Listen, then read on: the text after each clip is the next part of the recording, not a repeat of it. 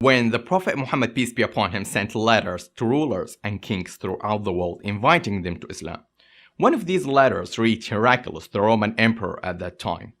When Heraclius received and read this letter, he called some of the Arabs to ask them about the Prophet Muhammad.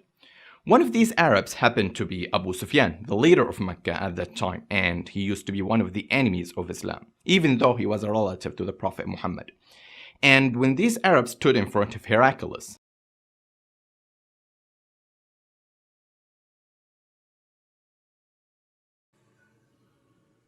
"Who's amongst you the closest relative to Muhammad, the man who claims to be a prophet?" "I am the closest relative to him."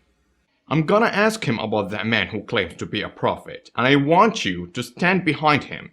If he lies, I want you to contradict him." I know they would not contradict me, but if I'm not afraid that my companions would label me as a liar, I wouldn't speak the truth about Muhammad. "What is his family status amongst you?" He belongs to a noble family amongst us. "Has anybody amongst you ever claimed to be a prophet before him?" No.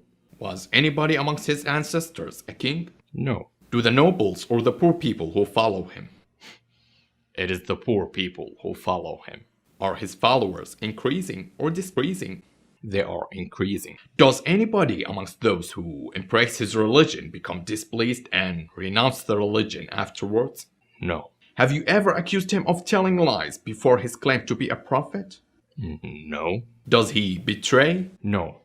We are in truce with him, but we don't know what he will do in it. I couldn't find opportunity to say anything against Muhammad except this. "Have you ever had a war with him?" Yes. "What was the outcome of the battles?" Sometimes he was victorious, and sometimes we. "What does he order you to do?" He tells us to worship Allah alone, and not to worship anything along with him, and to renounce all that our ancestor had said. He orders us to pray, to speak the truth, to be chaste, and keep up the ties with our relatives. Well, I asked you about his family, and you replied that he belonged to a noble family.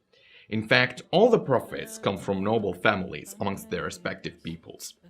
I questioned you whether anybody else amongst you ever claimed such a thing. Your reply was in the negative. If the answer had been in the affirmative, I would have thought that this man was following the previous man's statement. Then I asked you whether any one of his ancestors a king. You said no. If you said yes, I would thought that this man was trying to take back his ancestral kingdom. I further asked you whether he was ever accused of telling lies before he said what he said. You said no. So I wondered how a person who never lies to people lies about God. Then I asked you whether the noble people or the poor who follow him. You replied that it was the poor people who follow him. So it is with all the prophets. They have been always followed by this type of people. Then I asked you whether his followers increasing or decreasing. You replied that they were increasing. In fact, this is the way of true faith till it is complete in all respect. I further asked you whether there was anybody who after embracing his religion became displeased and discarded his religion. You said no. In fact, this is the sign of true faith when its delight enters the heart and mixes with it completely. I asked you whether he had ever betrayed. You said no, and saw the prophets never betray. I asked you what he ordered you to do. You told me he ordered you to worship Allah alone and not to worship anything along with him. He forbade you to worship idols. He told you to pray, to speak the truth, and to be chaste. If what you have said is true, he would very soon occupy this place underneath my feet. And I knew from scriptures that he was going to appear, but I didn't know that he would be from you." Heraclius was about to become a Muslim. He knew the truth, but he didn't follow it out of fear of losing his high position as an emperor. But his position won't benefit him in front of God.